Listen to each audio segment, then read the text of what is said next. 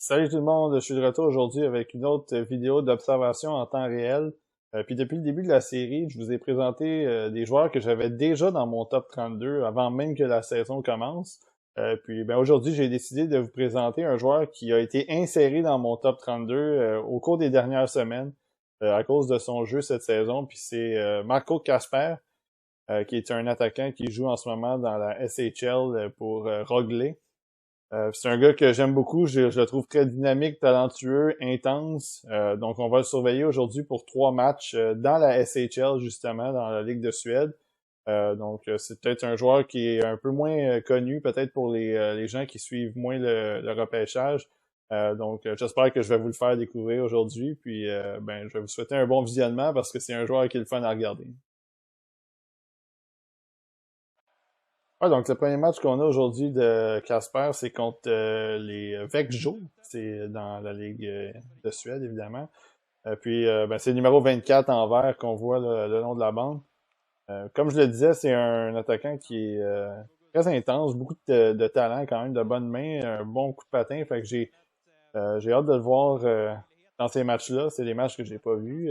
Puis il joue en moyenne environ 13-14 minutes par match, ce qui est quand même pas mauvais pour un espoir qui va se faire repêcher. On a déjà vu par le passé des joueurs qui jouent en Europe qui jouaient 6-7 minutes. Je me souviens l'année passée, Rogen, il jouait 3-4 minutes. Donc c'est ça. Toujours intéressant de voir les joueurs qui ont un peu de temps de qualité pour se faire valoir.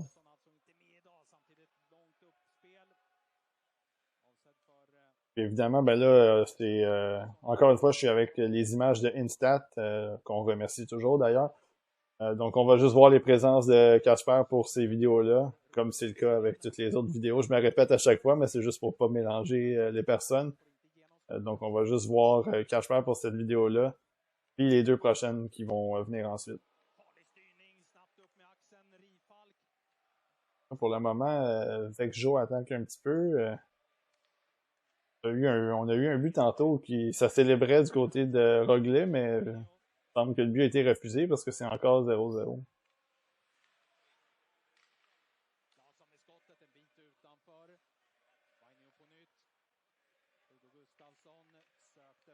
Casper, on le voit qui se trouvait plus près des défenseurs. Il joue à l'aile, donc un peu moins profond que les centres.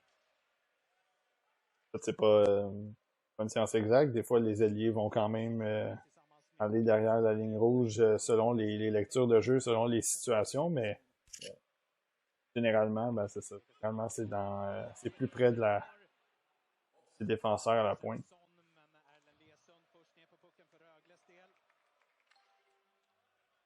Donc, vous le voyez aller, là, c'est quand même un patineur. Il a un bon moteur, il patine bien. Il est allé chercher la rondelle rapidement. Il n'a pas attendu que le défenseur y aille. Il s'est directement dirigé vers la rondelle. Puis en fait, c'est ça, il a créé un beau jeu parce qu'il a remis ça à la pointe. Puis finalement, ça a amené un but de l'autre côté. Donc, je pense que c'est lui qui a la deuxième passe, mais ça a parti de lui à cause qu'il a eu son intensité. Puis il est allé chercher la rondelle en premier.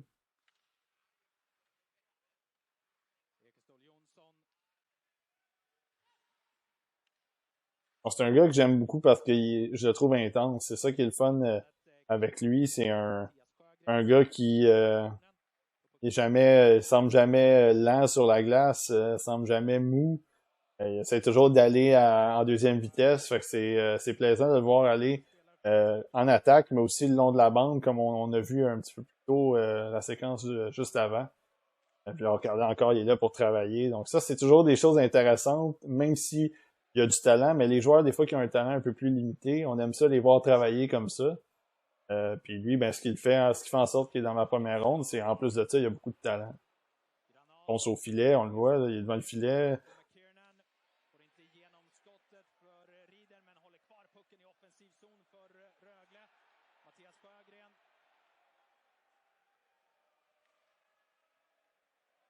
Franchement, mais c'est ça, c'est un gars qui aime beaucoup aller en échec avant aussi. Donc c'est le genre de gars qui peut déranger les défenseurs, puis un petit peu faire activer le jeu, forcer des revirements rapides, là.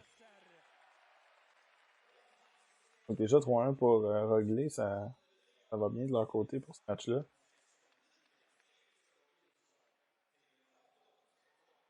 Ceux qui ont, bon, si vous avez vu mes vidéos précédentes dans la Liga, vous allez voir les différences avec la Suède. C'est plus physique, ça active beaucoup plus le jeu du côté de la défensive. C'est plus rapide dans l'ensemble, fait que c'est beaucoup plus plaisant à vérifier à regarder des matchs de la Suède que la Finlande. Je trouve des fois c'est des matchs qui sont très endormants. Je sais que je tape sur le clou de la Liga là, souvent, mais pour moi, ça se compare pas la SHL, la Ligue de Suède. C'est vraiment une ligue qui est plus amusante à regarder puis à évaluer pour les jeunes.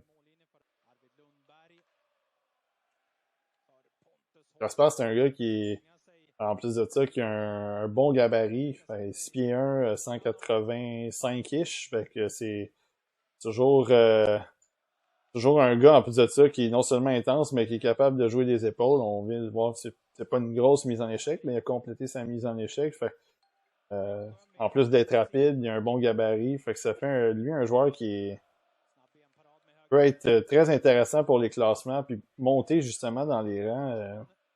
Moi, je l'avais presque pas regardé avant le début de la saison. Puis quand à un moment donné, je me suis mis à le surveiller avec Rögle, ben là, les choses ont allumé dans son cas pour moi. Puis maintenant, il est rendu dans mon top 32. Puis je pense qu'il va peut-être continuer à monter même.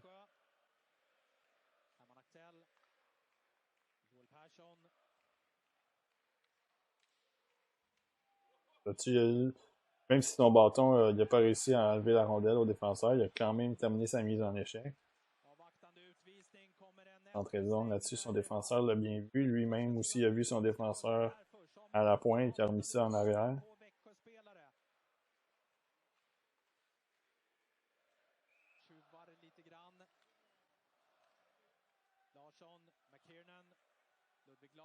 Un avantage numérique, on le voit, là, il est dans le milieu. Ah. C'est quand même un joueur qui est tannant, là, dans le sens que pour les défenseurs, il faut toujours que tu l'aies un peu à l'œil parce que de se positionner dans des endroits qui sont payants dans l'enclave. Il va devant le filet, donc il faut toujours que tu crées un peu de circulation devant ton gardien pour le tasser de là. Fait qu'en avantage numérique, des fois, quand tu es un défenseur, tu vois ça, tu diriges la rondelle au filet. Fait que ça peut bloquer. La rondelle peut se rendre dans le filet parce que le gardien ne voit pas beaucoup. Ou il peut avoir des déviations. C'est pour ça que j'aime toujours dire quand je vois des joueurs aller au filet, ça me fait toujours frémir le bas-ventre parce que j'aime ça, ces joueurs-là. Moi, je suis un joueur comme ça qui fonce au filet, fait que je me reconnais dans ces gars-là. Fait que ça fait en sorte qu'ils sont toujours plus hauts dans ma liste, peut-être. C'est un bias, comme on dit là, en anglais.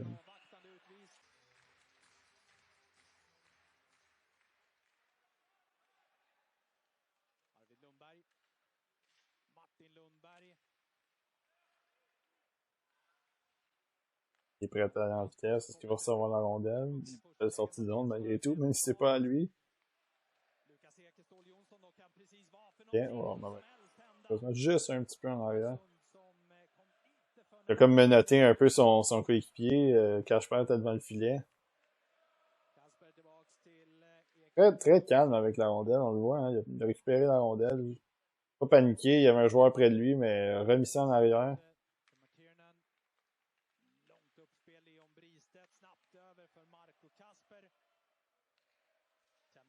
Arrière.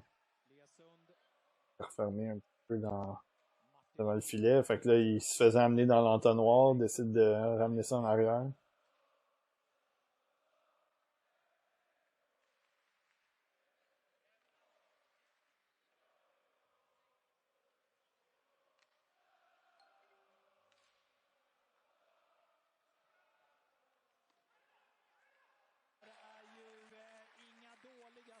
Ah, 6-2 maintenant, ça va bien. Et comme on dit, la chaîne est débarquée.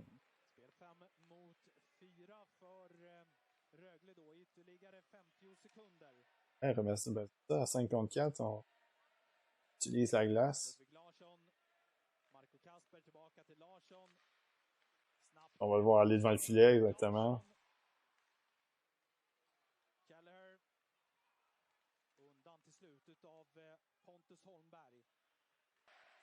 Rögle-supportrar, stora som små, som verkligen får den här tisdagskvällen att blomma ut till något härligt. När de får bevittna den här matchen på plats.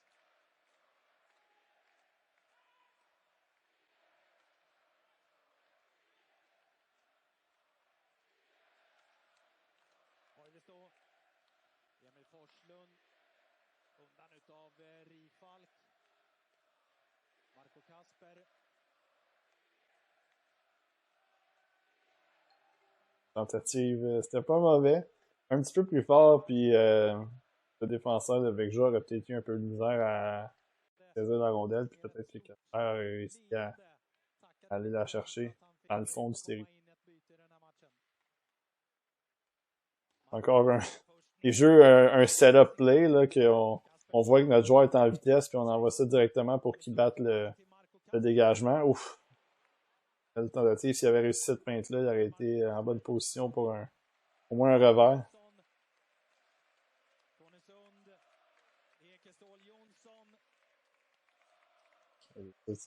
On le voit des fois dans la Ligue nationale, le set play comme ça, d'envoyer la rondelle pendant que notre joueur est en vitesse pour qu'il batte le dégagement refusé, mais c'est un peu moins commun. On le voit un peu plus souvent en Europe, dans la KHL ou même dans la Liga, ça arrive des fois aussi.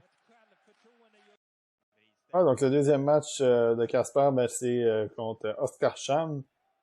Encore une fois, en vert, donc le numéro 24. Il n'a pas changé de numéro entre les deux matchs. On le voit ici avec la rondelle.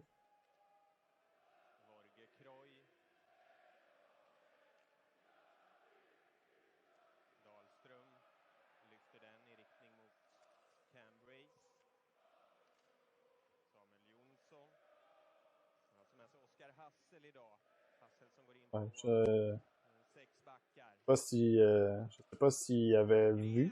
Oh, devant le filet encore. Ça va se faire brasser un petit peu en plus de ça. On connaît des gars comme ça à Montréal, hein, Gallagher. Je ne peux pas te comparer, là, je lance un nom comme ça parce que c'est ce style de gars-là aussi devant le filet, mais encore, vous le voyez comment il est parti rapidement quand le défenseur a eu la rondelle. Comme si, encore une fois, comme dans la première vidéo, on voulait un genre de set play, qu'on envoie la rondelle dans le fond, puis que lui réussisse à aller battre le dégagement refusé. Hop, là, il y a eu un petit... Oh, et voilà, il y a eu un petit manque de contrôle de rondelle là-dessus, puis malheureusement, c'est un gars de Oskarshamn qui a pris la rondelle, puis qui a marqué, fait que c'est 2-2. Aussi, il y a beaucoup de buts tout à coup, là, la première période, c'est 10 minutes de jouer, c'est déjà 2-2.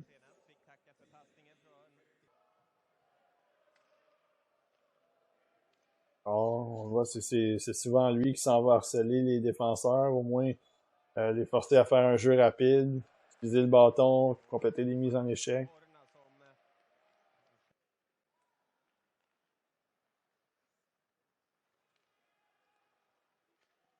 Voilà. Passe bondissant. En prise 2. En prise 3.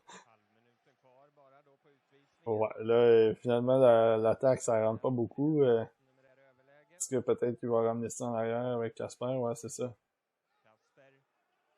Bon petit jeu là-dessus pour réactiver un peu replacer l'avantage numérique.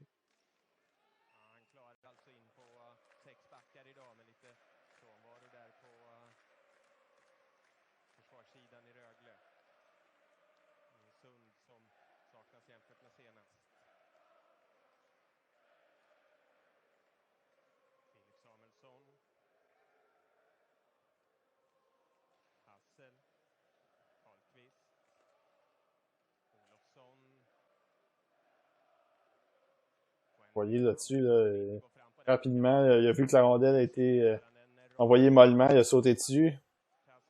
C'est pas un mauvais lancer, mais le tir était un peu d'un angle, ben, c'était pas mal d'un angle restreint. D'habitude, les gardiens, ils se font pas battre là-dessus. Peut-être qu'il espérait que la rondelle revienne dans le filet, ce qui est arrivé un peu parce que la rondelle est retombée en avant du gardien, mais son coéquipier avait été dans le coin. Là, ils viennent de faire essayer de faire des villes tirs, fait que ça a bien fonctionné, compléter sa mise en échec en plus de ça, puis là il va recontinuer.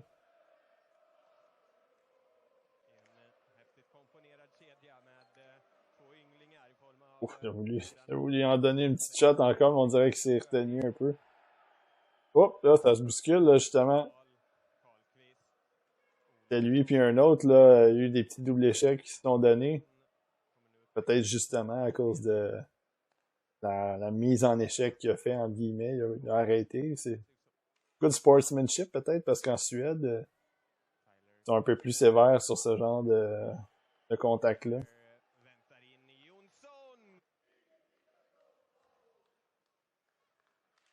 Donc, Casper, c'est un Autrichien. Fait que, vous l'avez peut-être vu au championnat mondial des moins de 20 ans lors de...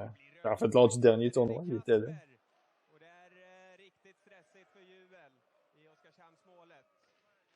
Si je me souviens bien, je pense que Rossi n'avait pas été là cependant. Si mémoire je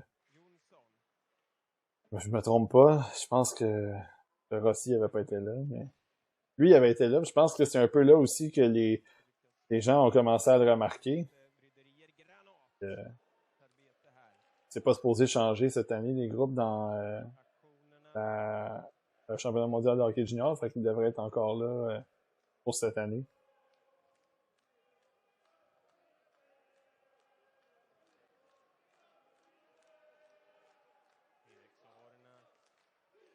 Ouf, il était prêt à partir, on le voit en haut à droite.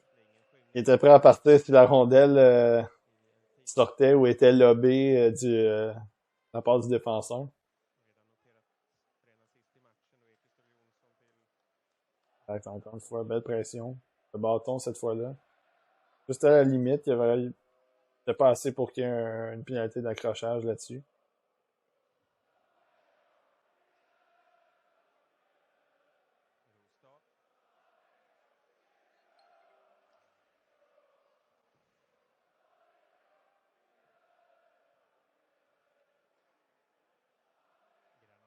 Ouf, cette dévié justement.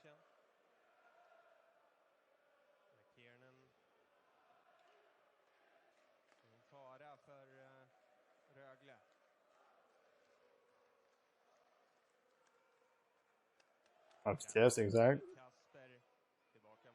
Je pense que c'était juste un petit peu trop loin. Ouf! Ouais, il a vu le gardien là-dessus qui avait levé. Oh, il y a une pénalité. Est-ce que c'est lui qui l'a. Ah, je pense que c'est lui qui a provoqué la pénalité devant le filet. J'avais vu que le gardien était un peu sorti, était pas tout à fait en bonne position pour faire l'arrêt. Oups, là, il y a peut-être une mauvaise communication parce que là, il était sur la bande à gauche, puis je pense que son coéquipier s'attendait peut-être à ce qu'il soit encore là.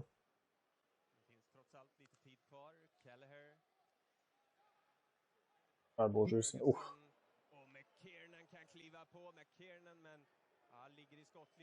Ouais, bonne idée du défenseur là-dessus de juste de commencer un peu la. On va prendre un tir. Oh, regarde encore Casper qui est là, le gardien apprécie pas.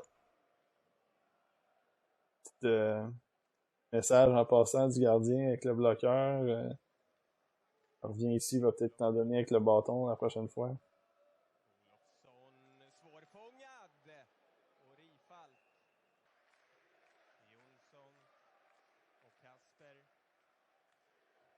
Ouais, exactement, belle passe. Un beau jeu du défenseur là-dessus qui a fermé un peu l'espace, mais encore devant le filet. Ça avait l'air menaçant au début, mais le défenseur a bien coupé les options par la suite.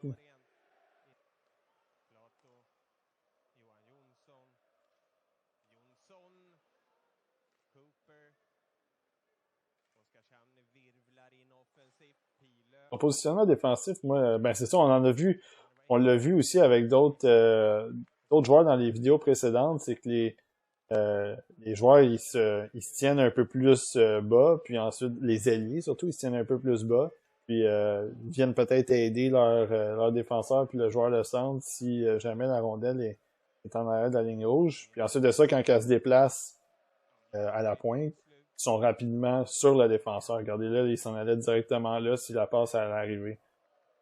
Mais quelques secondes auparavant, il était bas dans la zone près du filet.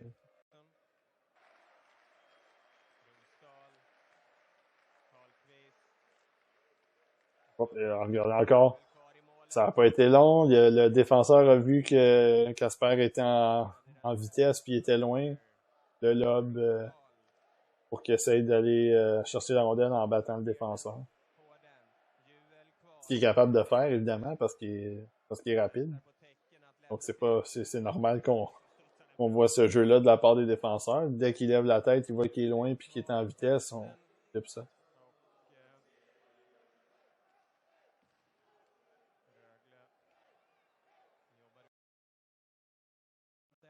Ah, donc le troisième match et dernier match de Casper dans cette vidéo-là, c'est contre Linköping. Puis ben encore une fois, Rögle est en vert, donc toujours le numéro 24 pour Casper qu'on voit. Ben là, on le voit plus. Il était à la gauche, là, il s'est déplacé, il est rendu à droite complètement. On recevoir la rondelle presque dans le visage. Oh, bonne mise en échec! Exactement, le défenseur venait de se débarrasser de la rondelle. Fait excellente mise en échec.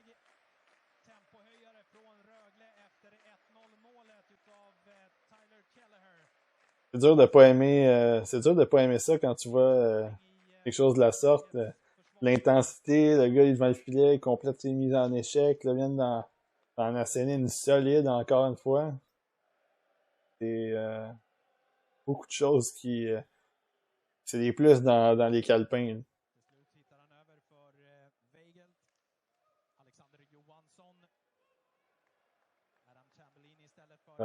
Voilà. Beaucoup de longs jeux parce que c'est ça, comme je disais, même dans la première, puis dans la vidéo, dans le premier match, puis dans le deuxième match, c'est énormément de vitesse. Fait qu'on on lance ça loin parce qu'on sait que les attaquants vont être capables d'aller soit battre les dégagements ou soit devancer les défenseurs.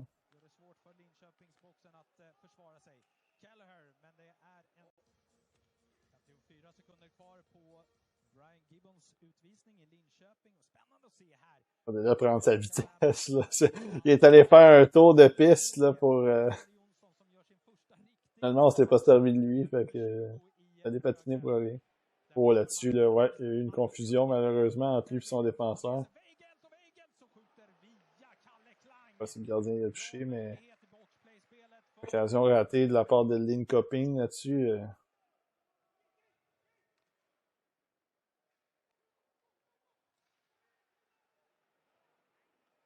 Le numérique est pas fameux en ce moment. Là, je le voyais, on dirait qu'il était à la pointe. C'est un peu particulier. C'est pas vraiment là que moi je l'utiliserais, mais peut-être que c'était le déploiement là, en ce moment dans cette situation-là. Mais je le trouve beaucoup plus efficace plus bas dans le territoire, puis devant le filet, évidemment.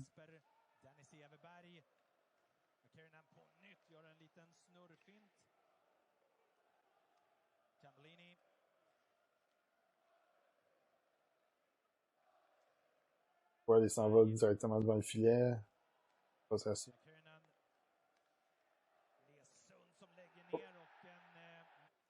Assez. Ouais, on voyait qu'Ashberg était devant le filet, il était dans son bureau.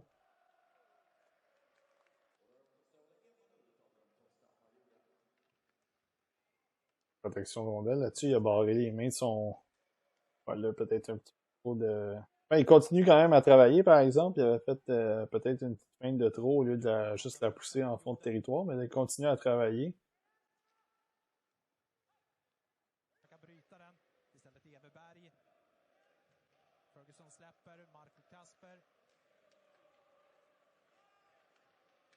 Feinte, mais le joueur n'a pas mordu. Oups, là. un petit tabac là-dessus. J'avais remarqué quand même pendant les vidéos qu'il est un très bon patin. Là. Il est agile, patine bien, patine vite. Fait. Là, bon, il a pas un petit flat là-dessus, mais.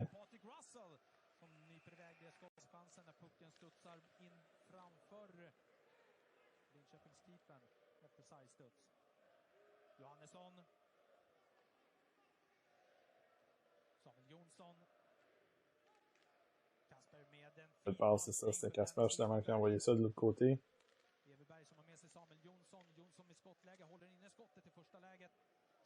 En train de se battre devant le filet.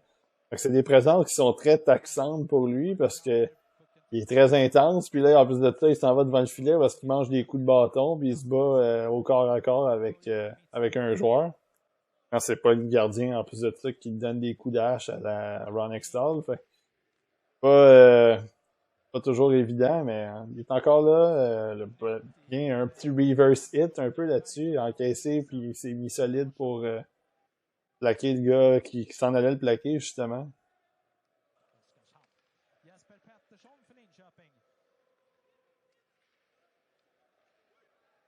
Oh, bonne mise en échec là-dessus. Sur Casper, justement. Ouais, ça fait partie de la game, hein, quand tu joues ce style-là, des fois, tu vas te faire payer la traite de ton côté aussi. C'est levé, il a continué à jouer, mais ça te fait réfléchir des fois.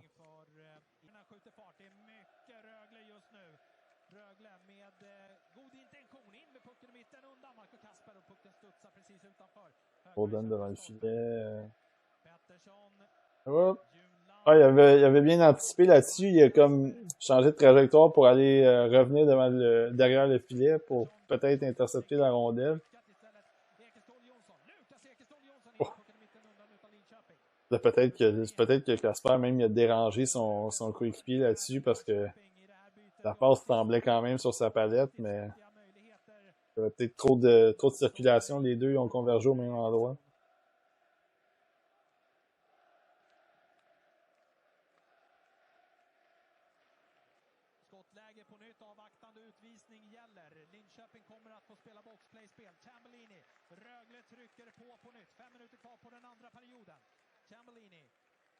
Un retardement, on sait ça.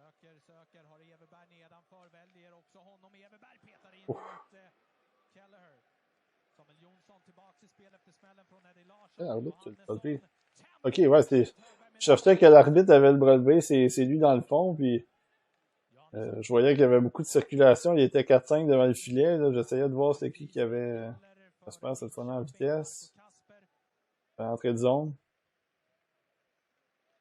À 6 contre 5, c'est un gars de plus, mais il y a plus de joueurs sur la glace, fait que ça devient un petit peu moins d'espace pour tout le monde. Surtout quand tu es installé en zone adverse, ça commence à faire beaucoup de trafic là, sur une partie de glace seulement. Un beau petit jeu là-dessus, le petit chimie là, pour se sortir de son couvreur un peu, se donner un peu de place, un peu d'espace pour essayer de faire une passe.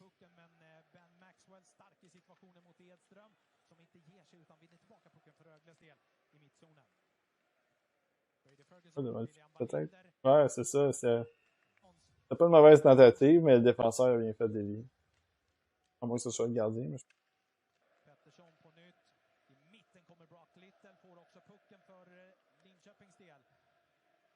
il a fait un bon repli là-dessus. Essayé encore avec le bâton. Sneaky encore en arrière.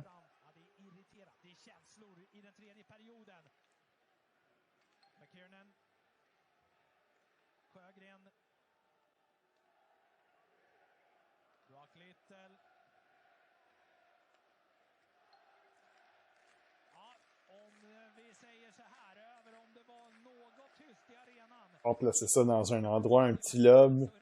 Placer ça dans un endroit où est-ce que là, dans ce cas-là, encore une fois, c'était Casper, mais sauf que un endroit où est-ce que ton attaquant peut aller en vitesse, récupérer la rondelle ou mettre rapidement de la pression sur un défenseur qui peut causer un revirement. Ça, on l'a vu, là, c'est le 3e match, là, puis on l'a vu régulièrement du côté de Rögle. McKiernan. Ferguson skarvar ner, men ingen Rögle-spelare som går efter. John Nyberg som ganska enkelt kan lägga ut pucken i mittzonen. Marco Kasper. Ouais, là, ça commençait à... Ouais, commençait à être un petit peu trop à l'aise un peu là-dessus, puis on dirait qu'il y avait de la misère à récupérer la rondelle en même temps, fait que l'attaquant de Linköping là-dessus, les yeux gros comme des 2 piastres. Il a vu ça, fait que tout de suite, il a continué à l'attaquer, puis justement, ça a failli déranger le gardien. Poser un but. Oh, le petit pivot vient devant le filet, ouais. Et voilà, excellent, excellent. Ça là-dessus, c'est textbook. Il s'est détaché de son couvreur en arrière du filet. Puis là, il a vu qu'il y avait de l'espace, il est revenu en avant. Et quand c'est un bon lancer, étant donné que c'est close range, c'est près du filet, pas évident pour le gardien, avec la puissance du lancer, en plus de ça, de bloquer cette rondelle-là.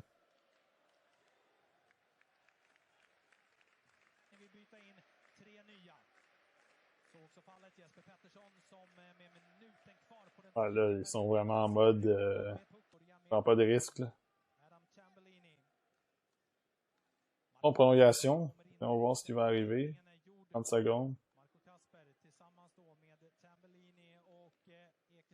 30 secondes au match de Casper, évidemment. Je veux pas spoiler rien, mais j'ai la timeline devant moi, fait que je sais que le match va se terminer pour lui bientôt. Ça va se terminer sur ça, un changement, puis il n'y aura pas de but.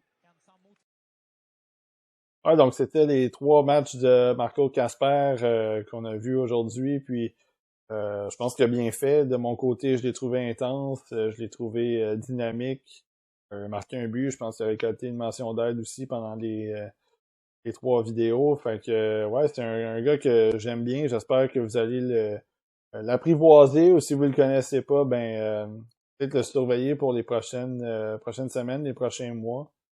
Il va probablement, comme je disais, il va probablement être encore au championnat mondial de hockey junior. Ça sera à surveiller pour vous de ce côté-là, puis peut-être l'ajouter justement dans vos listes, dans votre top 32 de la première ronde. Peut-être l'insérer, puis regarder son évolution au fil des semaines. Quand je vais sortir ma liste, vous allez voir à peu près où est-ce qu'il est. Je suis encore en train de terminer ça de mon côté, mais assurément en première ronde. Puis j'ai bien hâte de voir où il pourra aller dans ma liste jusque dans les prochains mois, puis jusqu'au mois de juillet, quand le repêchage va avoir lieu à Montréal.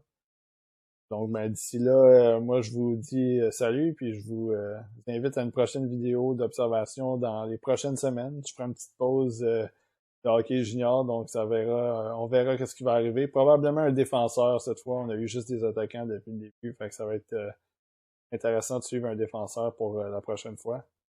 Donc, je vous salue, puis à la prochaine.